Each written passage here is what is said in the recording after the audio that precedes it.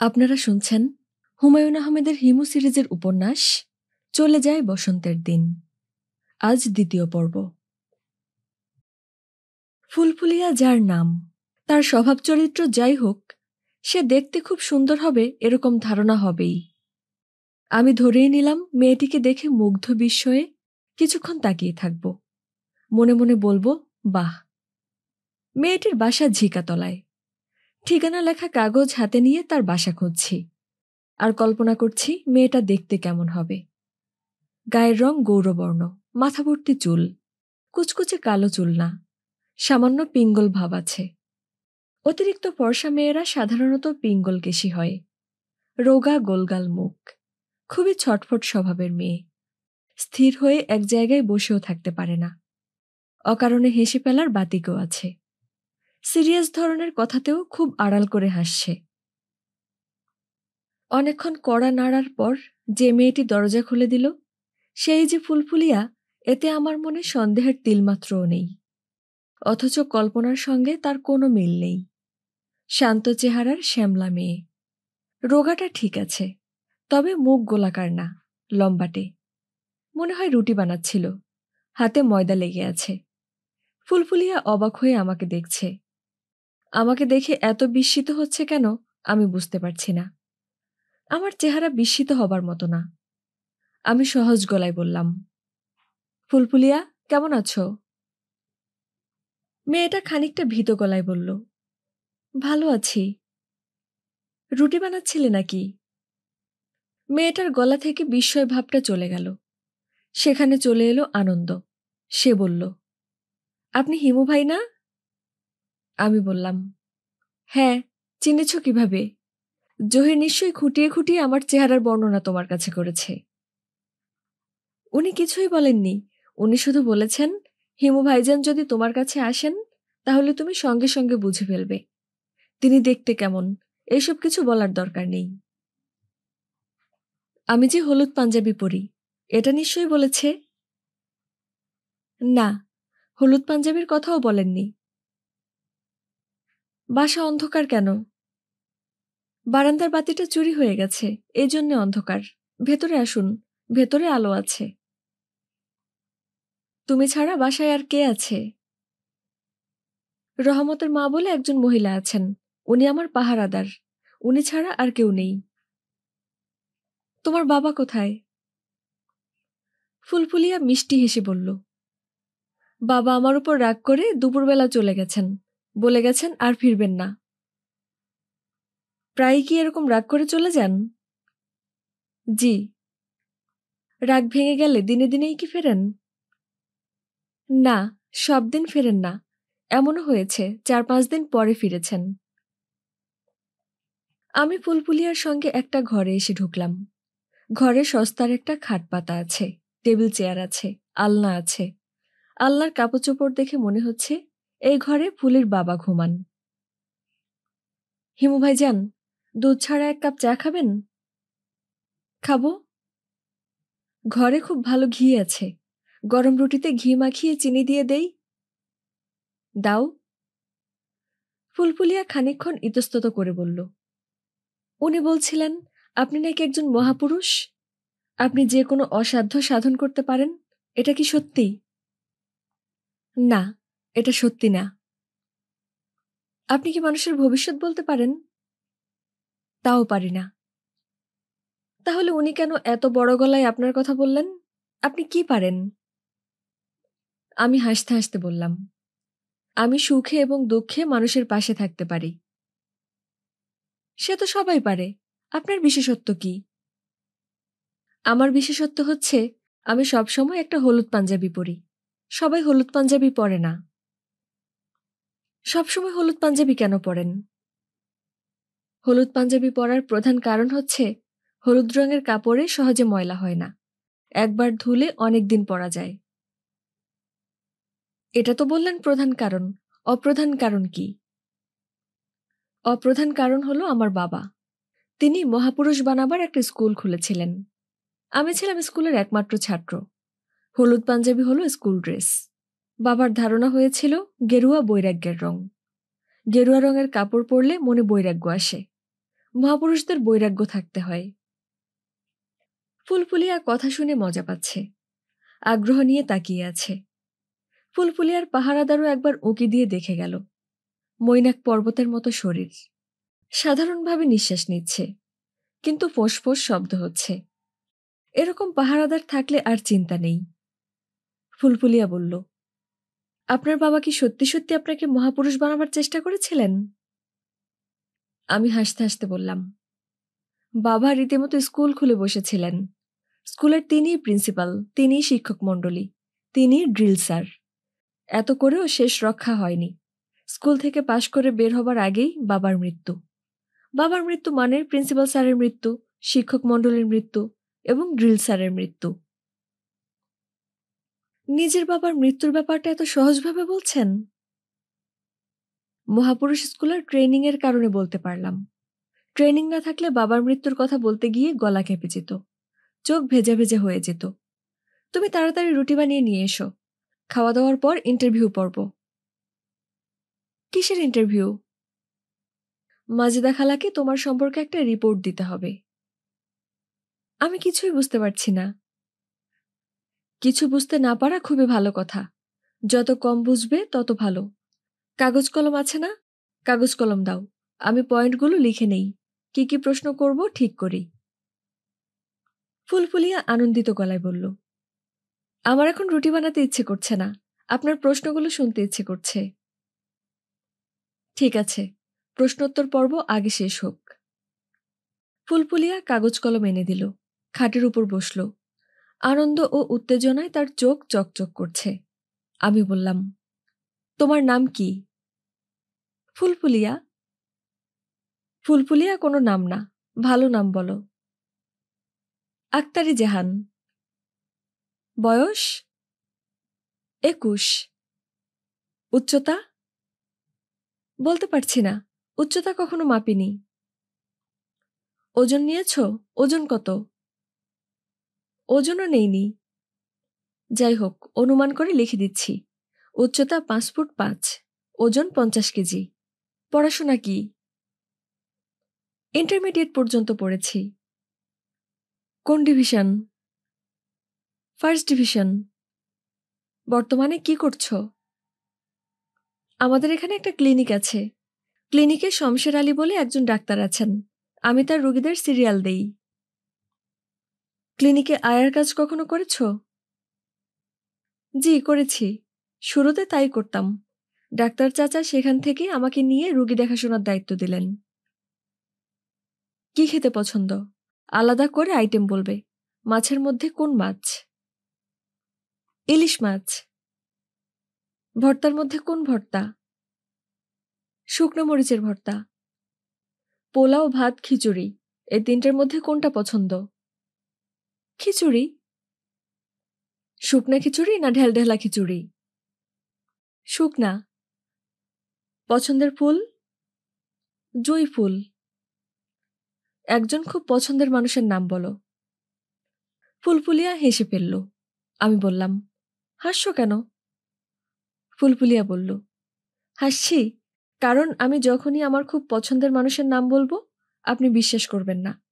কারণ আমার খুব পছন্দের একজন মানুষ হচ্ছেন আপনি, অথচ আপনার সঙ্গে মাত্র কিছুক্ষণ আগে আমার দেখা হয়েছে। তোমার খুব অপছন্দের একজন মানুষের নাম বলো। আমার বাবা। জহির তোমার খুব পছন্দের তালিকায় নেই? না, তিনি মোটামুটি পছন্দের একজন। মোটামুটি পছন্দের একজনকে বিয়ে করতে যাচ্ছ? ফুলফুলিয়া চমকে উঠে বলল, তাকে আমি কেন বিয়ে করব? বিয়ের কোনো কথা তার সঙ্গে তোমার হয়নি? না। জহির তো বিয়ে করার জন্য খুবই ভালো ছেলে। জহির যে কত ভালো ছেলে সেই সার্টিফিকেট কিন্তু আমি তোমাকে দিতে পারি। সার্টিফিকেট দিতে হবে না, মানুষের চোখের দিকে তাকালেই বোঝা যায় মানুষটা ভালো না মন্দ। তাই নাকি? হ্যাঁ তাই। পুরুষ মানুষের পক্ষে হয়তো এটা বোঝা সম্ভব না, কিন্তু সব মেয়ের এই ক্ষমতা আছে।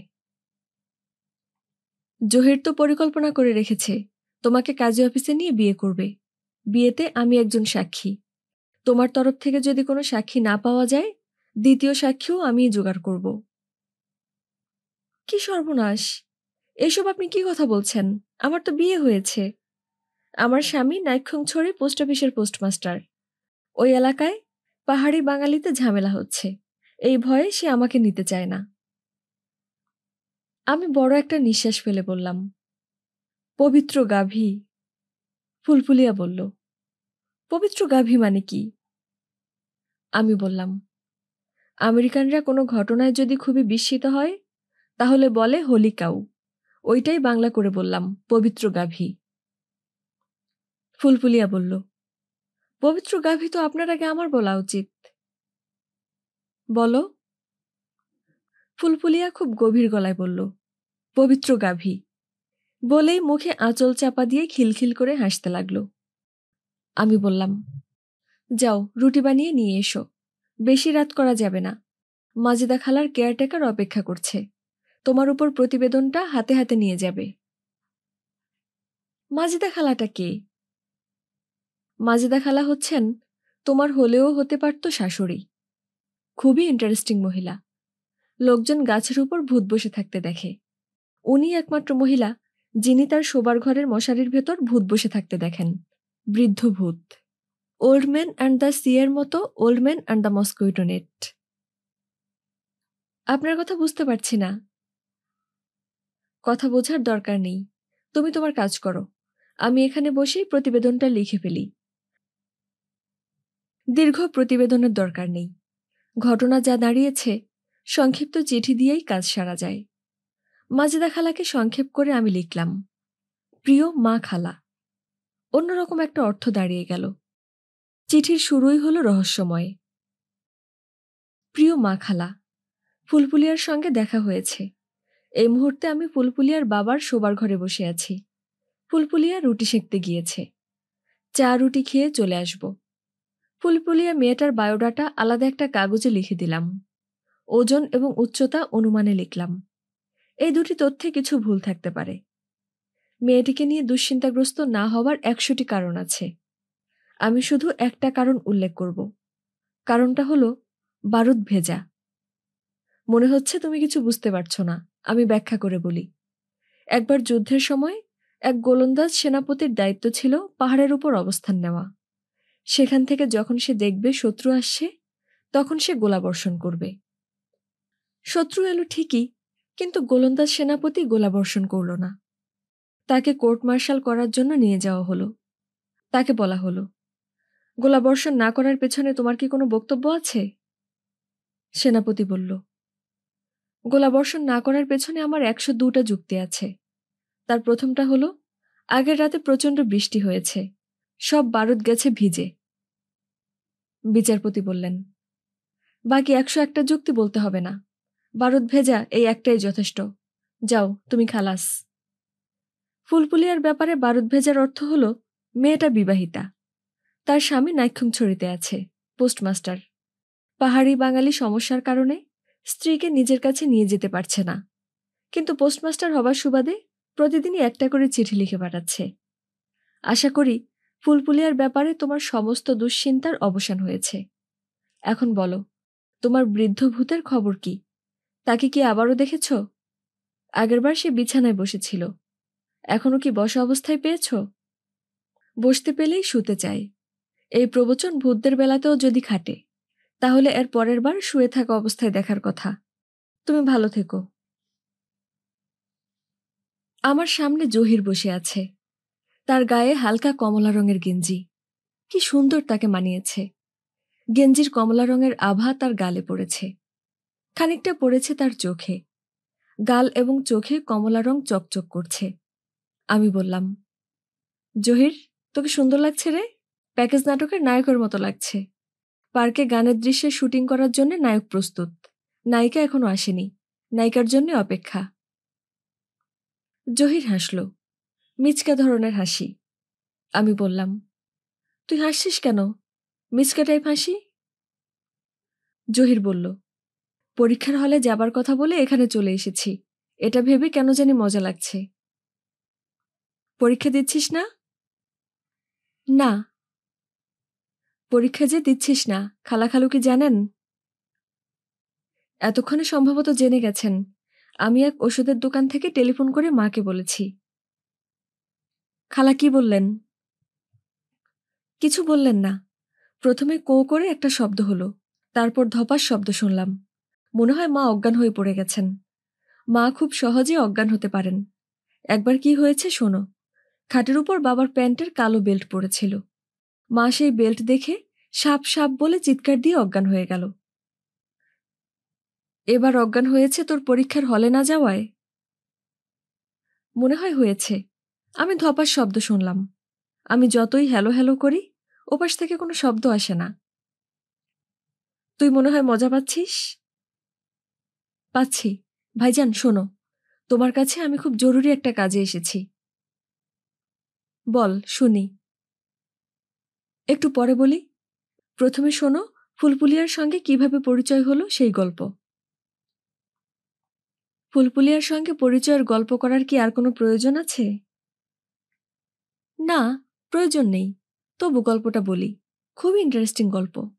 আমি লেখক হলে একটা গল্প লিখে ফেলতাম। হয়েছে কি ভাইজান, ঝিকাতলা স্টাফ কোয়ার্টারে আমার এক বন্ধু থাকে। দুপুরবেলা ওর কাছে গিয়েছি একটা বই নিতে। ও বাসায় ছিল না।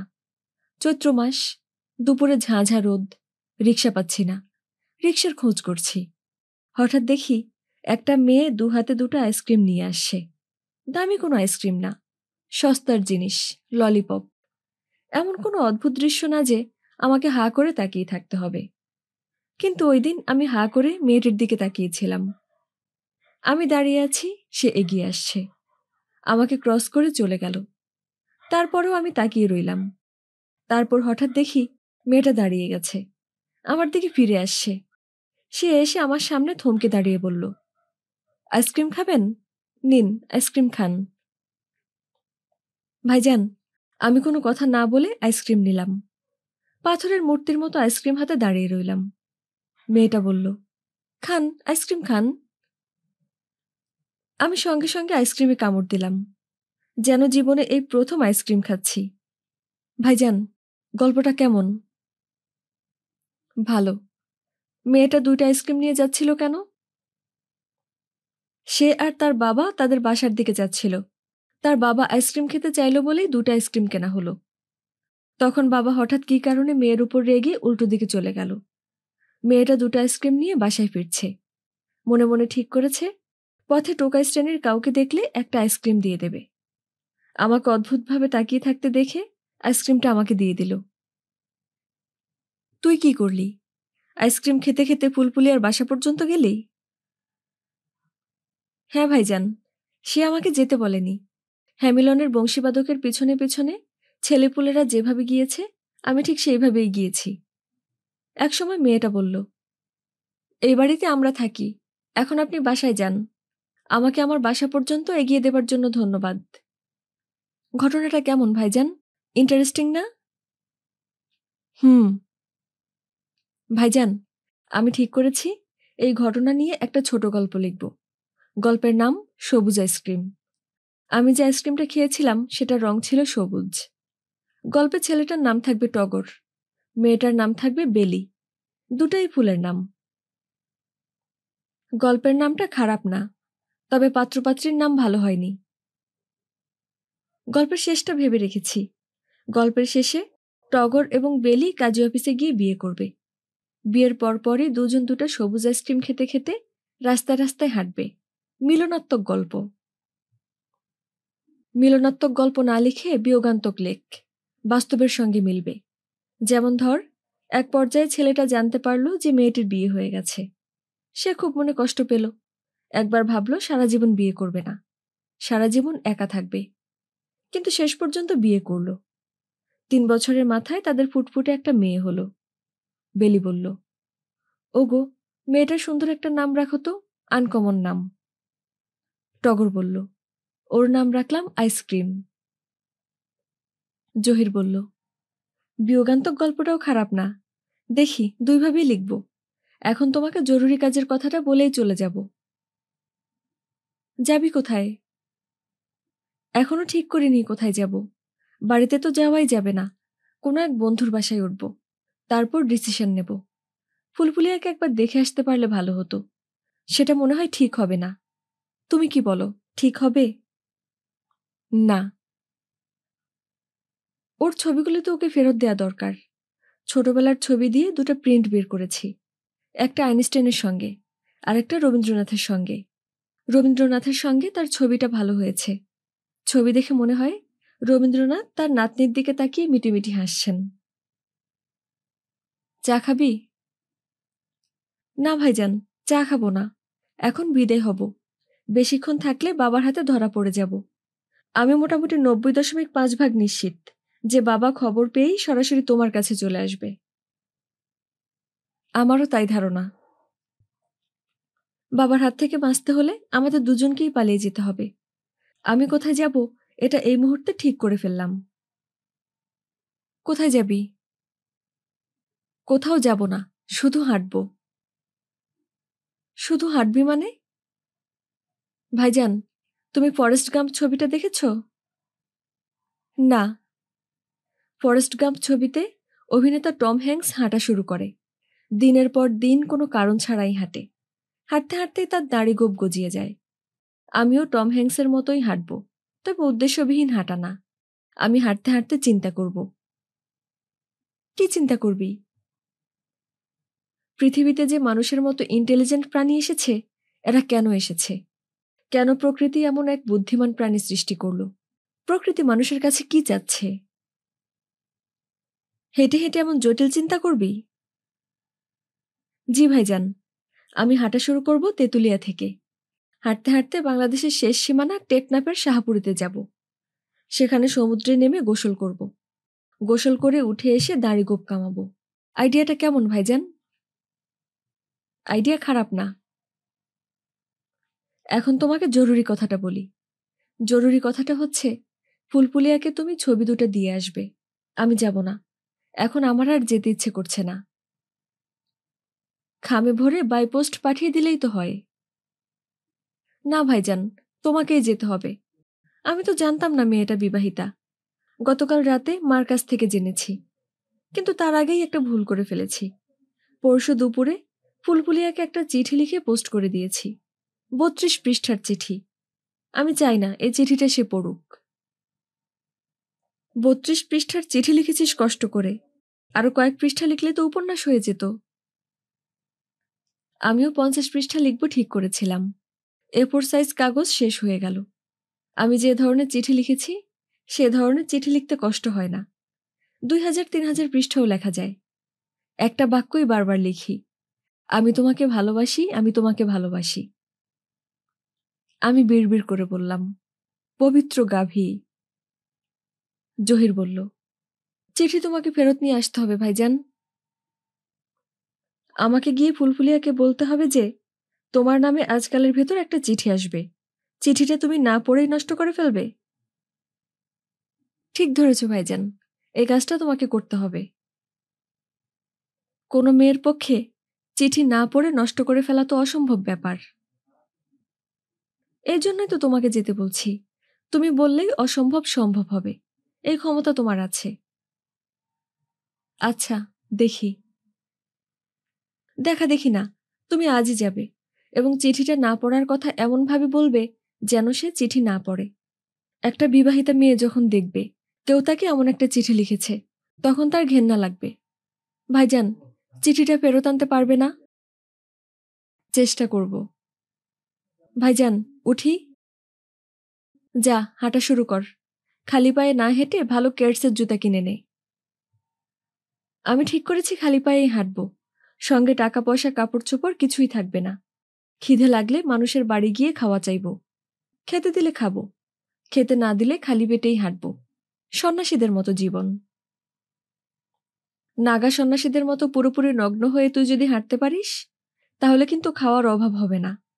একজন নগ্ন মানুষ কোনো বাড়িতে খেতে চাইছে, আপদ বিদায় করার জন্যই তারা তাড়াতাড়ি খাবার দেবে। টাকা পয়সা চাইলে টাকা পয়সা দেবে। নগ্ন হয়ে হাঁটতে পারবো না ভাইজান, লজ্জা লাগবে। লজ্জা লাগলে তো কিছু করার নেই। তোকে বুদ্ধি শিখিয়ে দিলাম। যদি দেখিস মহাবিপদে পড়ে গেছিস, খাওয়া জুটছে না, তখন নাগা সিস্টেম। জহির উঠে দাঁড়ালো। আমি বললাম, শুভ দেশ হন্টন। বিকেল ৩টায় খালু সাহেব চলে এলেন। তার মুখ গম্ভীর, কপালের চামড়া কুঁচকে আছে, চোখ ছোট ছোট, সুপ্ত অগ্নিগিরি টাইপ ভাবভঙ্গি। বিস্ফোরণের আগে আগ্নেয়গিরি অতিরিক্ত শান্ত থাকে, খালু সাহেবও অতিরিক্ত শান্ত। কেমন আছো হিমু? জি ভালো। তোমাকে পাওয়া যাবে ভাবিনি। তুমি তো ঘরে বসে থাকার লোক না, শুয়ে আছো যে, শরীর খারাপ নাকি? জি না, শরীর ভালো। অফিস থেকে বাসায় যাবার পথে ভাবলাম তোমার সঙ্গে বসে ১ কাপ চা খেয়ে যাই। জহিরকে নিয়ে কিছু কথা ছিল, কথাও বলি। আমি বিছানা থেকে নামতে নামতে বললাম, আমি চায়ের কথা বলে আসি। খালু সাহেব বললেন, চায়ের কথা বলতে হবে না, আমি ফ্লাস্কে করে চা নিয়ে এসেছি। অফিসের পিয়নের কাছে ফ্লাস্ক, কাপ আনতে ভুলে গেছি, ওকে ২টা মগ কিনতে পাঠিয়েছি। আমার কাছে কাপ ছিল, তোমারটা তোমার কাছে থাকুক, মগ ২টা তোমাকে দিয়ে যাব। অফিস ফেরত মাঝে মধ্যে যদি চা খেতে আসি, মগে করে চা খাওয়া যাবে। আপনি কি প্রায়ই আসবেন? খালু সাহেব আমার প্রশ্নের জবাব না দিয়ে চেয়ারে বসলেন। টেবিলে রাখা ফুলফুলিয়ার ছবি ২টা নিয়ে তাকিয়ে রইলেন। কার ছবি? রবীন্দ্রনাথ এবং আইনস্টাইনের ছবি। সে তো বুঝতেই পারছি, মেয়েটা কে? ওর নাম ফুলফুলিয়া। ফুলফুলিয়া? নামটা পরিচিত লাগছে কেন? খালার কাছে তার নাম মনে হয় শুনেছেন। ও আচ্ছা, দ্যাট ফুলফুলিয়া। রবীন্দ্রনাথ আইনস্টাইনের সঙ্গে তার ছবি কিভাবে এলো? এটা ফটোগ্রাফিক ট্রিক। ফটোশপ নামের একটা কম্পিউটার প্রোগ্রামে এই কাজটা সহজেই করা যায়। জহির করেছে? জি। পড়াশোনা বাদ দিয়ে সে ট্রিক ফটোগ্রাফ করছে? তুমি নিশ্চয়ই জানো আজ সে পরীক্ষা দিতে যায়নি। জানি, আমার কাছে এসেছিল। তোমার কাছে যে আসবে এটা আমি ধরেই নিয়েছি। খালু সাহেব ছোট্ট নিঃশ্বাস ফেলে সিগারেট ধরালেন। তার কপালের চামড়ায় আরেকটা ভাঁজ পড়ল, চোখ ২টা আরো ছোট হয়ে গেল। সুপ্ত আগ্নেয়গিরি এখন গা ঝাড়া দিচ্ছে, যে কোনো সময় লাভা বের হতে শুরু করবে। খালু সাহেবের পিয়ন ২টা মগ এবং ফ্লাস্ক নিয়ে ঢুকেছে। লোকটা অতি দ্রুত মগে চা ঢেলে দিল। সে চায়ের সঙ্গে কেকও এনেছে, ১ বাক্স টিস্যু পেপার এনেছে। টিস্যু পেপার কেক রেখে অতি দ্রুত ঘর থেকে বের হয়ে গেল। মনে হয় তার উপর এরকম নির্দেশই ছিল। হিমু? জি। জহিরের পরিকল্পনা কি তা তুমি জানো? জানি, আমাকে বলে গেছে। আপাতত সে হাঁটবে। হাঁটবে মানে? প্রথমে যাবে তেঁতুলিয়া, সেখান থেকে হাঁটা শুরু করবে। হাঁটা বন্ধ হবে শাহপুরী দ্বীপে। শাহপুরী দ্বীপ হল বাংলাদেশের শেষ সীমানা। শাহপুরী দ্বীপে পৌঁছার পর সে সমুদ্র স্নান করবে, দাড়ি কামাবে। দাড়ি কামাবে মানে? এই কদিন সে দাড়িগোঁফ কামাবে না, ৬ মাসে দাড়িগোঁফ অনেক বড় হয়ে যাবে। কামানো ছাড়া গতি কি? সে ৬ মাস ধরে হাঁটবে, এটাই তার পরিকল্পনা? জি। সে যে বর্তমানে মানসিক রোগী, এটা কি সে জানে? জি না, জানে না। মানসিক রোগী কখনোই বুঝতে পারে না যে সে মানসিক রোগী। তোমাকে যখন সে তার পরিকল্পনার কথা বলল, তখন তুমি তাকে কি বললে? আমি তাকে ভালো কেডস জুতা কিনতে বললাম। খাওয়া দাওয়ার সমস্যা যদি হয়, তখন একটা বুদ্ধি বলে দিয়েছি। এই বুদ্ধিমতো কাজ করলে খাওয়া দাওয়ার সমস্যা হবে না। যে কোনো বাড়িতে খাবার চাইলেই খাবার দেবে। কি বুদ্ধি? খালু সাহেব, সেটা আপনাকে বলবো না। বললে আপনি রাগ করতে পারেন। রাগ করব না, বলো। আমি হতভম্ব অবস্থায় আছি। হতভম্ব মানুষ রাগ করতে পারে না। আমি জহিরকে বলেছি, যদি সে দেখে কেউ তাকে খেতে দিচ্ছে না, তাহলে সে যেন নাগা সন্ন্যাসী টাইপ হয়ে যায়। কাপড় চোপড় সব খুলে ফেলে পুরো নগ্ন হয়ে যাওয়া, শুধু পায়ে থাকবে কেডস জুতা। এ অবস্থায় কোনো বাড়িতে খাবার চাইলে অবশ্যই খাবার দেবে। খালু সাহেব আমার দিকে তাকিয়ে আছেন, কিছু বলছেন না। হাত বাড়িয়ে চায়ের মগ নিয়ে মগে চুমুক দিলেন, সিগারেট ধরালেন। আমি নিজেই মগে চুমুক দিয়ে তৃপ্তির নিঃশ্বাস ফেলে বললাম, চাটা খুবই ভালো হয়েছে। খালু সাহেবের ঠোঁটের কোণায় রহস্যময় হাসি দেখা গেল। হিমু, জি, তুমি তাকে ন্যাংটু হয়ে মানুষের বাড়ি বাড়ি খাবার ভিক্ষে করে খেতে বলছো? তেমন ইমার্জেন্সি যদি হয় তাহলে এই পথেই যেতে বলেছি, তবে সে যাবে না। সে বলেছে তার লজ্জা করে। তুমি একটা কথা বলবে আর তা সে করবে না, এটা কখনো হবে না। ঠিকই সে ন্যাংটু হয়ে পথে পথে হাঁটবে। হিমু শোনো, আমার ধারণা, না ধারণা না, আমার দৃঢ় বিশ্বাস পুরো ব্যাপারটার আর্কিটেক্ট হচ্ছ তুমি। কফির দোকান, ফুলফুলিয়া, পরীক্ষা না দেয়া, ন্যাংটু হয়ে হাঁটাহাঁটি, সবকিছুর মূলে আছো তুমি। আমার ছেলে গোল্লায় গেছে যাক, আমি তোমাকে ছাড়ব না। আমি তোমার হিমুগিরি বের করে দেব। তোমার খালা তোমাকে বাঁচাতে পারবে না। তোমাকে আমি 24 ঘন্টা সময় দিচ্ছি। 24 ঘন্টার ভেতর তুমি আমার ছেলেকে আমার সামনে হাজির করবে। যদি করতে পারো তাহলেই তোমাকে ক্ষমা করব, আর নয়তো না। খালু সাহেব, সময় আরেকটু বাড়ানো যায় না? 72 ঘন্টা করা যায়? 24 ঘন্টা মানে 24 ঘন্টা। এখন বাজে 2টা 21। আমি আগামীকাল 2টা 21-এ তোমার এখানে আসব। তখন যেন জহিরকে দেখতে পাই। খালু সাহেব উঠে দাঁড়ালেন। আমি বললাম, জহির কোথায় আছে আমি জানি না। আমাকে চেষ্টা করতে হবে টেলিপ্যাথিক পদ্ধতিতে। একটু সময় তো লাগবেই। খালু সাহেব আগুন করা দৃষ্টিতে তাকিয়ে আছেন। এখন ঠোঁট কামড়ে ধরেছেন, রাগ সামলাবার চেষ্টা। বড় বড় নিঃশ্বাস ফেলার শব্দ পাওয়া যাচ্ছে। স্ট্রোক পোক না হয়ে যায়। আমি বললাম, চলুন আপনাকে গাড়ি পর্যন্ত দিয়ে আসি। ধন্যবাদ, তোমাকে পৌঁছে দিতে হবে না। I know the way. খালু সাহেবের রাগ এখন চূড়ান্ত পর্যায়ে। রাগ এবং টেনশনের সময় তিনি বাংলা ভুলে যান। তাকে আর ঘাটানো ঠিক হবে না। আমিও খালু সাহেবের সঙ্গে সঙ্গে উঠে দাঁড়িয়েছিলাম। এখন বসে পড়লাম। আমার হাতে 24 ঘন্টা সময়। এই 24 ঘন্টায় কিছু করা যাবে না। ফুলফুলিয়ার কাছ থেকে অবশ্য টেলিপ্যাথিক পদ্ধতিতে মানুষকে ডাকার কৌশল শিখে আসা যায়। খালার সঙ্গেও কথা বলা দরকার। খালার বাসায় যাবার প্রশ্নই ওঠে না। কথা বলার কাজটা সারতে হবে টেলিফোনে। কোনটা আগে করব বুঝতে পারছি না। খালার সঙ্গে কথা বলবো না ফুলফুলিয়ার সঙ্গে দেখা করব? আশ্চর্য ব্যাপার, খালু সাহেব এখনো দাঁড়িয়ে আছেন। মনে হচ্ছে বিশেষ কোনো কথা বলতে চান। কথা বলাটা ঠিক হবে কিনা এই সিদ্ধান্ত নিতে পারছেন না। আমি বললাম, খালু সাহেব কিছু বলবেন? 24 ঘন্টা যাক, তারপর যা বলার বলবো। খালু সাহেব দরজার দিকে রওনা হলেন। ফ্লাস্কটা ফেলে যাচ্ছেন। নিয়ে যেতে হবে, বলবো কিনা বুঝতে পারছি না। বললে হয়তো আরো রেগে যাবেন। থাকুক ফ্লাস্ক, দেখেই বোঝা যাচ্ছে দামি জিনিস। বরং এক কাজ করা যেতে পারে, ফ্লাস্ক ভর্তি চা নিয়ে ফুলফুলিয়ার সঙ্গে দেখা করা যেতে পারে। ওই দিন তার গরম রুটিগুলো ভালো ছিল, চা ভালো ছিল না। কলিং বেলে হাত রাখার আগেই দরজা খুলে গেল, এবং দরজা পুরোপুরি খোলার আগেই ফুলফুলিয়া বলল, ভাইজান আসুন। চমৎকার হবার মতো ঘটনা।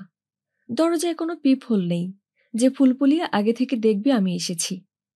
যেহেতু চমৎকৃত হবার ব্যাপারটা আমার মধ্যে নেই, আমি চমৎকৃত হলাম না। খুব স্বাভাবিকভাবে বললাম, কেমন আছো? ফুলফুলিয়া বলল, ভালো। তোমার 2টা ছবি আমার কাছে আছে, ছবি 2টা দিতে এসেছি।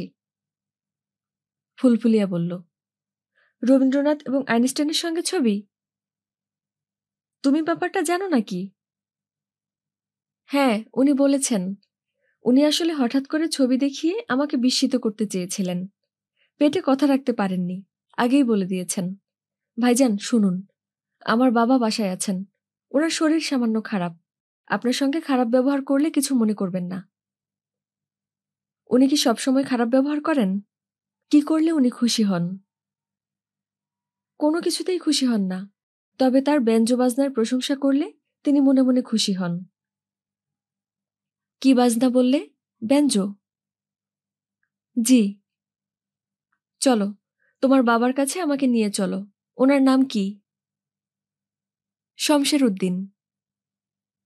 খাটের উপর এই গরমের ভেতর কাঁথা গায়ে দিয়ে জবুথবু হয়ে এক বৃদ্ধ বসে আছে।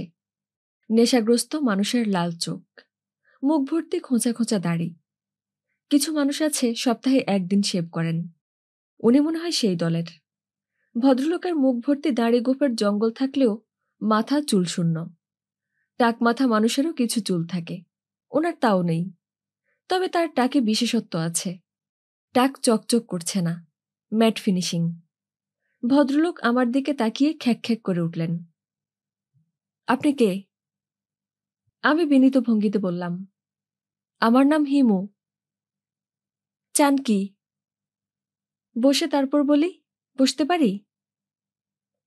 শমশের উদ্দিন লাল চোখে কটমট করে তাকিয়ে রইলেন, আমার দিকে না, তার মেয়ের দিকে। আমি ফুলফুলিয়াকে বললাম, এই মেয়ে, তুমি আমাদের দুজনকে চা দাও। আমি ফ্লাস্কে করে চা নিয়ে এসেছি। চা খেতে খেতে আমি তোমার বাবার সঙ্গে জরুরি কিছু কথা বলি। জরুরি কথা বলার সময় তোমার না থাকাই ভালো। শমশের উদ্দিন আমার দিকে ফিরলেন, আগের মতোই খ্যাক খ্যাক করে বললেন, মেয়ের বিবাহের প্রস্তাব নিয়ে আসছেন? এই এক যন্ত্রণায় পড়েছি, 2 দিন পরে পরে যন্ত্রণা। বাংলাদেশে মনে হয় বিবাহযোগ্য মেয়ে এই একটা। প্রস্তাব দেওয়ার আগে শুনে রাখেন, আমার মেয়ের 2 বছর আগে বিবাহ হয়েছে, জামাই পোস্টমাস্টার। এটা কোনো ব্যাপার না। কি বললেন? এটা কোনো ব্যাপার না? জি না। মোঘল ইতিহাস পড়লে দেখবেন, মোঘল সম্রাটদের কোনো একটা মেয়েকে পছন্দ হলো, দেখা গেল সেই মেয়ে বিবাহিতা, কোনো অসুবিধা নেই, হাজব্যান্ড মেরে ফেলা, নতুন করে বিয়ের ব্যবস্থা করা। চুপ! আমাকে চুপ করতে বলছেন? হ্যাঁ, চুপ, আর কোনো কথা না। এখন গেট আউট, এই মুহূর্তে গেট আউট। আসল কথাটা তো এখনো বলতে পারিনি। আসল কথা নকল কথা কোনো কথা না। তুমি ভদ্রলোকের ছেলে, মারধর করব না, মানে মানে বের হয়ে যাও। আপনার ব্যঞ্জ বাজনা বিষয়ে কথা বলতে এসেছিলাম, আপনার মেয়ের বিবাহের বিষয়ে না। মোঘল সাম্রাজ্যও তো এখন নাই যে স্বামী খুন করে আবার বিয়ের ব্যবস্থা করা হবে। ব্যঞ্জ বিষয়ে তোমার কি কথা? একটা সিডি কোম্পানি আপনার ব্যঞ্জ নিয়ে সিডি বের করতে চায়, আমি তাদের এজেন্ট, এই বিষয়ে কথা বলতে এসেছি। আমার ব্যঞ্জ বাজনার সিডি বের করতে চায়? জি। তুমি আমার নাম জানো? নাম কেন জানব না? আপনি হলেন ওস্তাদ শমশের উদ্দিন খাঁ। খাঁ পেলে কোথায়? নামের শেষে খাঁ নাই। খাঁ নাই, এখন লাগিয়ে দেব। ওস্তাদের নামের শেষে খাঁ না থাকলে মানায় না। আপনি আগ্রহী হলে বলেন, টার্মস অ্যান্ড কন্ডিশন ঠিক করি। আমার ব্যঞ্জবাজনা তুমি শুনেছ? আমি শুনিনি, শোনার ইচ্ছাও নাই। গান বাজনা আমার পছন্দের জিনিস না। আমি এজেন্ট, আপনার সঙ্গে যোগাযোগ করতে বলেছে, করলাম, বাকি আপনার ইচ্ছা। শুনেছি ব্যঞ্জ যন্ত্রটা আজকাল বাজানো হয় না, লোকজন এই যন্ত্রটার কথা ভুলেই গেছে। আর আপনি নাকি মোটামুটি বাজাতে পারেন। মোটামুটি বাজাই? আমি মোটামুটি বাজাই? আমি মোটামুটি বাজালে সিডি কোম্পানি তোমাকে আমার কাছে পাঠাতো সিডি বের করার জন্য? এরা তো তোমার মতো ঘাস খায় না। তাও ঠিক। আপনি কি রাজি? ফট করে রাজি ও রাজি কি? জিনিসটা ভালো মতো বুঝে নেই। চা খাও। কি ধরনের বাজনা এরা চায়? রাগ প্রধান? সেটা আপনার ইচ্ছা। রাগ প্রধান বাজাতে চাইলে রাগ প্রধান বাজাবেন, ভালোবাসা প্রধান বাজাতে চাইলে ভালোবাসা প্রধান বাজাবেন। ভালোবাসা প্রধান কি? আপনারা সঙ্গীতের লোক, আপনারা জানবেন ভালোবাসা প্রধান কি। তুমি তো দেখি গান বাজনা লাইনের কিছুই জানো না। আগেই তো বলেছি কিছু জানি না। আপনি কি বাজাবেন আপনি ঠিক করুন। আপনার সঙ্গে কি তবলা ফবলা লাগবে? ফবলা কি? এইভাবে কথা আমার সঙ্গে বলবে না। জি আচ্ছা, বলবো না। শমশের উদ্দিন সাহেবের চোখ মুখ কোমল হয়ে গেল। তিনি এই প্রথম স্নেহ নিয়ে আমার দিকে তাকিয়ে বললেন, তোমার নাম কি? হিমু। ভালো নাম কি? ভালো নাম খারাপ নাম একটাই, হিমু। সত্যি সত্যি ব্যঞ্জোর সিডি বের করবে? অবশ্যই। এই উপমহাদেশে আমার চেয়ে ভালো ব্যঞ্জো কেউ বাজায় না, এটা জানো? জি না।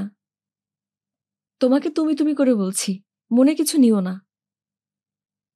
আপনি ওস্তাদ মানুষ, আপনি তো তুমি তুমি করে বলবেনই।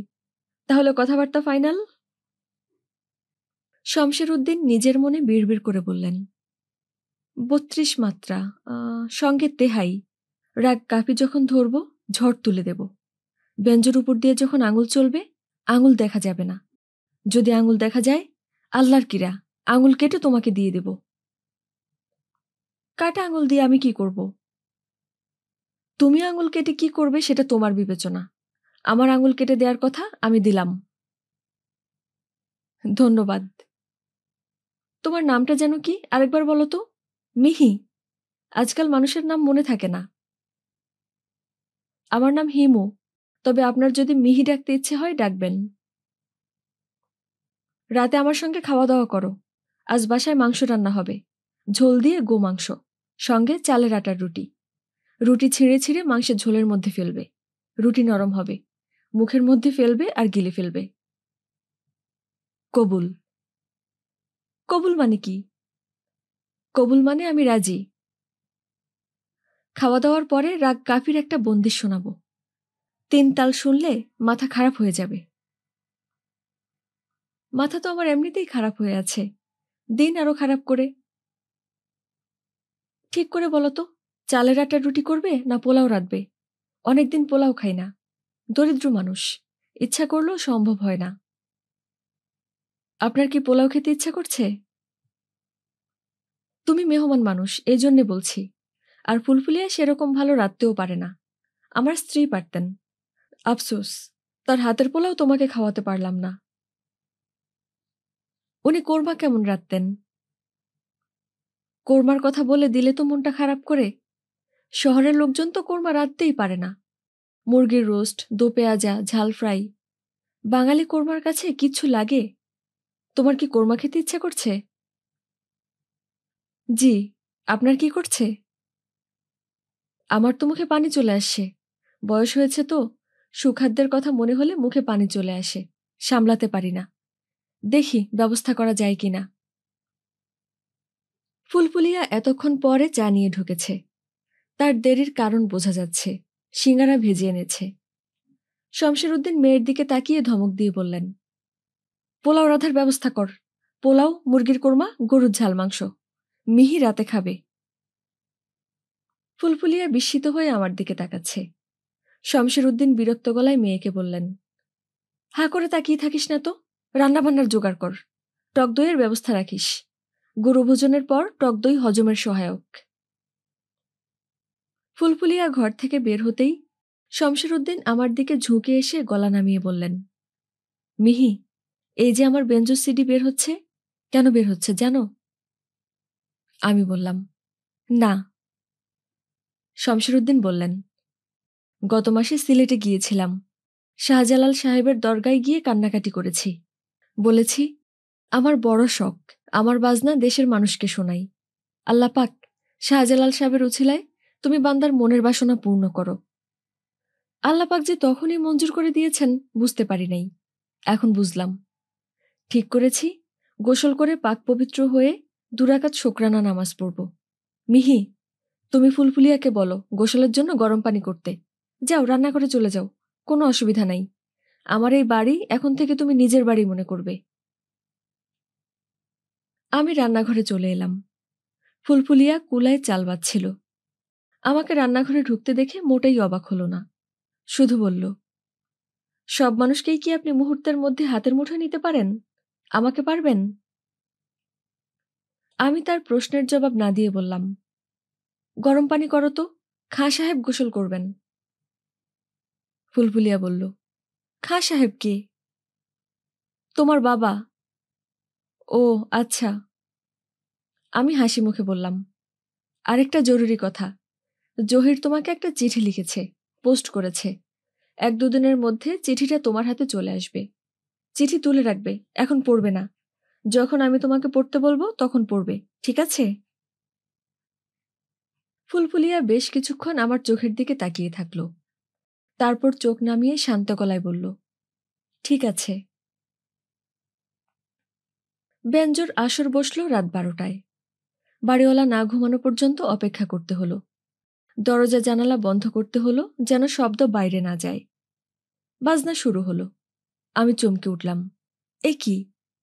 মনে হচ্ছে বাজনার তালে তালে বাতাস কাঁপতে শুরু করেছে। শুধু বাতাস না, এখন মনে হচ্ছে ঘরবাড়ি দুলছে, বুকের ভেতরে হৃৎপিণ্ড দুলছে। এ যেন অলৌকিক অপার্থিব সঙ্গীতের ঝড়। আমি ভদ্রলোকের আঙুলের দিকে তাকালাম। আঙুল সত্যি সত্যি দেখা যাচ্ছে না। যে কোনো মহৎ সঙ্গীত বুকের ভিতরে তীব্র বেদনা তৈরি করে। আমার সেরকম হচ্ছে, বুক টনটন করছে। একসময় বাজনা থামল। আমি ভদ্রলোকের দিকে তাকিয়ে বললাম, দেখি আপনার পাটা একটু এগিয়ে দিন তো, আপনার পায়ের ধুলা কপালে মাখব। আমি হাত বাড়িয়ে দিতেই ভদ্রলোক দু হাতে আমার হাত ঝাপটে ধরে তার বুকে লাগালেন এবং ব্যাকুল হয়ে শিশুদের মতো শব্দ করে কাঁদতে লাগলেন। আপনারা শুনছিলেন হুমায়ূন আহমেদের লেখা উপন্যাস চলে যায় বসন্তের দিন। আজ ছিল দ্বিতীয় পর্ব। আর আপনাদের সাথে ছিলাম আমি মাওয়া। আমার গল্প পাঠ যদি আপনাদের ভালো লেগে থাকে তাহলে কাইন্ডলি লাইক, শেয়ার এবং সাবস্ক্রাইব করতে ভুলবেন না। ভালো থাকুন এবং নিজের যত্ন নিন। টাটা।